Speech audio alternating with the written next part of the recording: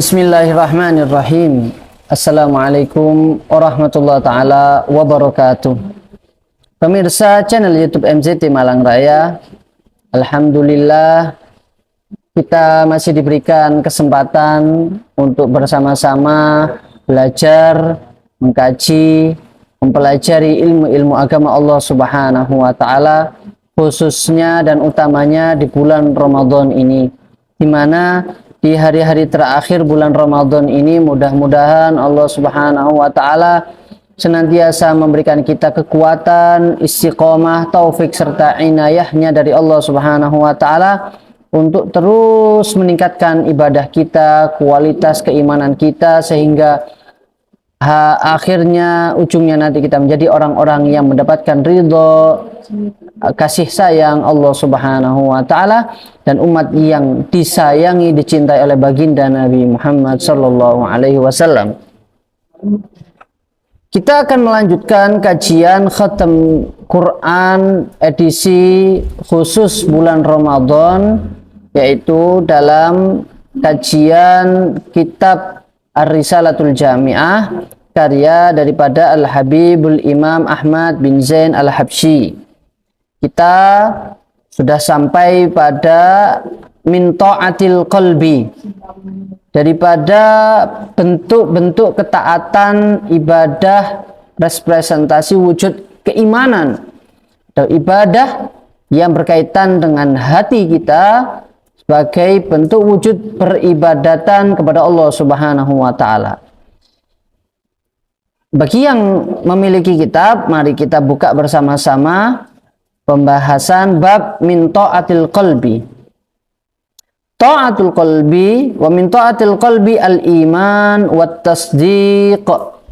Al-imanu billah wal yaqin wal ikhlas wat tawadu' wan nasihah lil muslimin was sakha wa husnudzan wa ta'dhimu sya'airillah.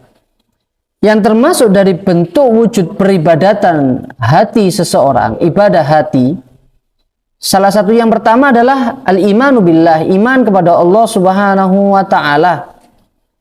Dan kedua, yakin atas apa yang diberikan dan apa yang ada dalam syariat Islam, apa yang ada di sekitar kita, semuanya adalah tidak lain dan tidak bukan sebuah perwujudan dari kekuasaan Allah Subhanahu wa taala.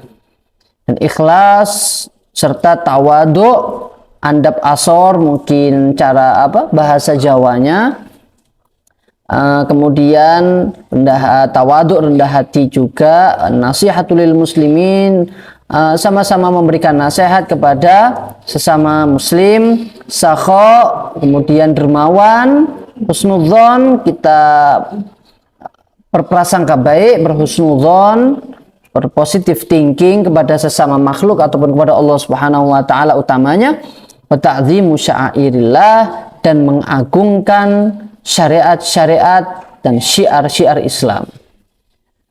Kita akan bahas satu persatu daripada bentuk ketaatan hati ini. Yang pertama adalah keimanan kita kepada Allah Subhanahu wa taala. Maka wajib bagi seorang mukmin, artinya adalah yang kita imani, yang ada dari rukun iman, iman kepada Allah, iman kepada malaikat Allah, iman kepada rasul-rasul Allah, kepada kitab-kitab Allah, kepada hari akhir, dan juga kepada qada ataupun ketentuan takdir dari Allah Subhanahu wa taala, baik maupun tidak baiknya. Maka keyakinan yang ada pada diri kita itu adalah menjadi syarat utama, faktor utama sahnya ibadah-ibadah kita. Maka hal tersebutlah, keimanan inilah yang kelak menjadi pembeda bagi seorang mukmin, orang muslim dan non muslim.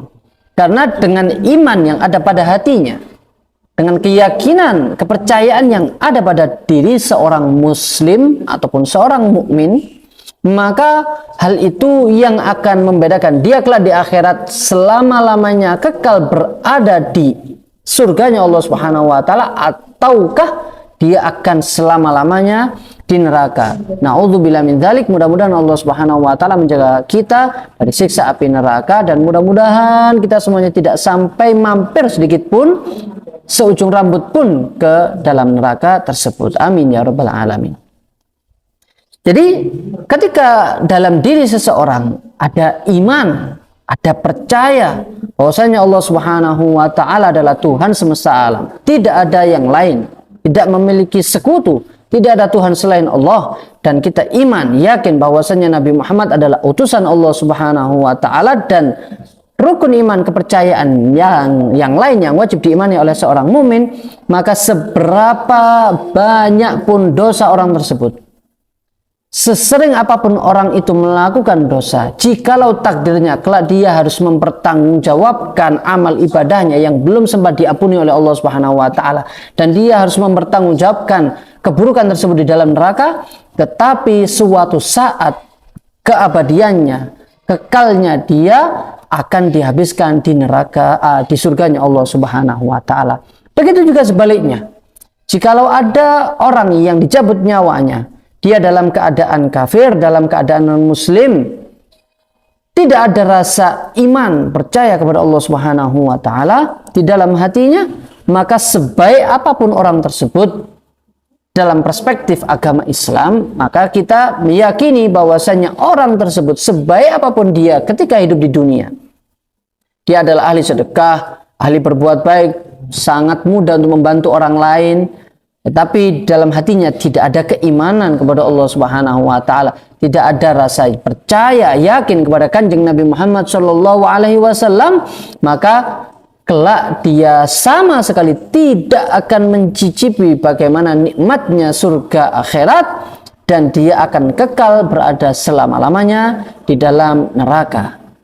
Itu iman, pentingnya iman, dan sebagai pondasi utama daripada kekuatan hati dan ibadah-ibadah yang lainnya. Yang kedua adalah yakin, di mana iman saja harus ditopang dengan keyakinan, yang mana keyakinan ini akan membantu iman kita. Tatkala hati kita semakin yakin, iman kita semakin kuat, maka langkah-langkah kita akan ringan dan mudah untuk diajak beribadah kepada Allah Subhanahu wa taala. Ada beberapa cara yang bisa menguatkan keyakinan kita, menekan iman kita agar lebih kuat dan lebih keluar dan diwujudkan dalam keseharian kita, seperti yang dinasihatkan oleh Qutbud Da'wah wal Irsyad Al-Habib Abdullah bin Alawi Al-Haddad dalam kitab beliau Risalah Al-Mu'awanah, Risalatul Mu'awanah. Beliau menyampaikan yang pertama, ada 3 hal yang bisa membantu menguatkan keimanan, keyakinan seorang muslim. Yang pertama adalah hendaknya seorang hamba, seseorang itu lebih sering telinganya, hatinya dia condongkan untuk mendengarkan ucapan-ucapan yang baik, firman-firman Allah Subhanahu wa taala, hanya sekedar mendengarkan, ya, mendengarkan hadis, mendengarkan kalimat-kalimat yang baik yang menjelaskan. Setelah itu, setelah dia terbiasa untuk mendengar, kemudian dia juga memahami apa yang dia dengar tersebut dari keagungan Allah Subhanahu wa taala, kekuasaan Allah Subhanahu wa taala, kesempurnaan Allah Subhanahu wa taala, dan bagaimana indahnya agama Islam ini dari syariat-syariat Islam, syariat Allah Subhanahu wa taala. Yang kedua, seseorang untuk lebih kuat menguatkan keimanan dan keyakinannya, dia mempelajari dan memahami serta merefleksikan pikirannya untuk melihat alam semesta ini. Bagaimana begitu indahnya, begitu megahnya, begitu ajaibnya, luar biasanya alam semesta ini berjalan. Tidak ada sedikit pun yang luput dari kekuasaan Allah Subhanahu wa taala. Setiap sesuatu terukur dan terorganisir dengan luar biasa. Tentunya itu semua diatur dan dikendalikan oleh Allah Subhanahu wa taala, dan semuanya Allah Subhanahu wa taala yang menciptakan dan tidak meninggalkan ciptaannya begitu saja. Bagaimana alam semesta ini berjalan, bagaimana tatar surya ini berjalan, kemudian bagaimana rezeki satu sama lain, sebuah populasi, sebuah komunitas berjalan satu sama lainnya yang sudah ditentukan oleh Allah Subhanahu wa taala. Jikalau semakin kita mempelajari hal tersebut, semakin kita memahami dan kita kembalikan bahwasanya itu adalah kekuasaan Allah Subhanahu wa taala, maka akan tumbuh keyakinan, akan bertambah keimanan kita kepada Allah Subhanahu wa taala. Dan yang ketiga adalah kita mengerjakan amal-amal ibadah, perintah-perintah Allah Subhanahu wa taala dengan iman dan keyakinan tulus dalam hati. Kita mengamalkan, kita beribadah puasa di bulan Ramadan ini, kita lakukan tentunya juga berkeyakinan bahwasanya Allah Subhanahu wa taala tidak memerintahkan seseorang untuk berpuasa kecuali di belakang hal tersebut banyak hikmah-hikmah yang tersembunyi yang akan didapatkan oleh seseorang yang melakukan ibadah puasa tersebut. Dan kita selalu semangat untuk melakukan ibadah-ibadah tersebut. Selanjutnya adalah ikhlas.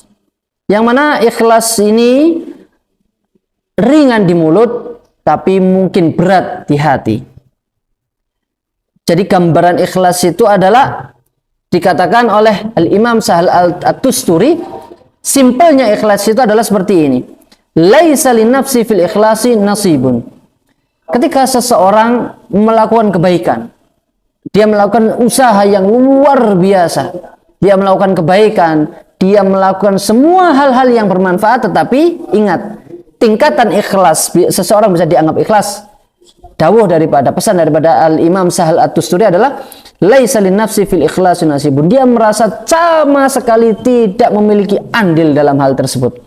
Karena dia meyakini bahwasanya semuanya adalah campur tangan dari Allah Subhanahu wa taala. Kita hanya sebagai pelaksana. Di saat manusia hanya sebagai pelaksana yang berperan dari perintah dan takdir Allah Subhanahu wa taala, maka dia sepantasnya tidak memiliki aktor ataupun tidak memiliki aksi peran sedikit pun yang dia lakukan. Itu adalah tingkatan ikhlas yang luar biasa. Jadi apapun yang kita lakukan, semuanya sebetulnya adalah kembali kepada Allah Subhanahu wa taala dan keutamaan dari Allah Subhanahu wa taala. Jikalau kita berbuat baik, tentunya itu adalah fadl minallah, keutamaan dari Allah Subhanahu wa taala. Yang mana kita ketika tidak melakukan hal baik atau melakukan kebalikan dari hal yang baik, tentunya sebagai akhlak kita tidak menisbatkan kepada Allah, tapi di situ ada campur tangan kita, ada peran sedikit dari kita sebagai aktornya, sebagai pelakunya. Tapi kita tidak menisbatkan kepada Allah Subhanahu wa taala. Selanjutnya adalah tawadhu, rendah hati. Ya, kita tawadhu, andap asor secara Jawanya. Pesan dari Nabi Muhammad SAW dari beliau adalah lewat hadis yang diriwayatkan oleh Imam Muslim, singkatnya, ma tawaddu'a ahadun lillah illa rafa'ahullah. Tidaklah seseorang itu merendahkan dirinya, dia bertawadhu, tidak menganggap dirinya orang yang hebat, tidak menganggap dirinya merasa penting di sebuah kaum, kecuali dia itu melakukan hal tersebut karena merasa dia adalah hamba rendah, hamba yang tidak memiliki apa-apa di hadapan Allah Subhanahu wa taala, kecuali Allah akan mengangkat derajat orang itu. Allah lah yang akan mengangkat orang tersebut ketika dia merendahkan dirinya karena Allah Subhanahu wa taala, tetapi sebaliknya Allah akan semakin meninggikan derajat orang tersebut. Kemudian beberapa ulama, khususnya Al-Imam Ahmad bin Zain Al-Habsyi, beliau ditanya, sebetulnya tawadhu itu bagaimana bentuknya? Apa praktek dari tawadhu itu? Maka beliau berpesan, takhda'u lil haqq wa tanqadu lahu wa taqbaluhu mimman qala. Tawadhu itu adalah bentuknya, beliau juga mendapatkan dari Al-Imam Fudail bin Iyad, tawadhu itu engkau merendahkan dirimu dan tunduk kepada kebenaran. Apabila itu sebuah sesuatu yang benar, hatimu tidak merasa itu adalah benar, tapi nyatanya itu adalah kebenaran, maka kita tunduk kepada kebenaran tersebut. Wa tanqadu, dan kita mengikuti, nafsu kita mengikutinya, wa taqbaluhu mimman qala, dan engkau dan kita menerima kebenaran tersebut diucapkan oleh siapapun dan dari manapun datangnya. Itu adalah bentuk representasi daripada ketawaduan diri kita. Kemudian Imam Fudail bin Iyad juga beliau berpesan dan mengatakan, menjelaskan tentang tawadu ini. Tawadu adalah di mana setiap manusia ala qadri ma'rifatihi bi rabbih wa ma'rifatihi bi nafsihi, dia akan bisa tawadhu ketika dia semakin mengenal Allah Subhanahu wa taala. Ketika seseorang semakin mengenal Allah Subhanahu wa taala, memahami di mana posisi dirinya di hadapan Allah Subhanahu wa taala, maka semakin tinggi dan semakin berkualitas rasa tawadhu seseorang. Wa nasihatul lil muslimin, kita akan lanjutkan pada video setelahnya, setelah ini, dan video di pertemuan berikutnya yang insya Allah akan kita kaji keesokan harinya. Mudah-mudahan Allah Subhanahu wa taala memberikan kita istiqomah, kekuatan untuk senantiasa beribadah, sehat wal afiat. Allahumma sa'an alaihi tuklan. Assalamualaikum warahmatullahi wabarakatuh.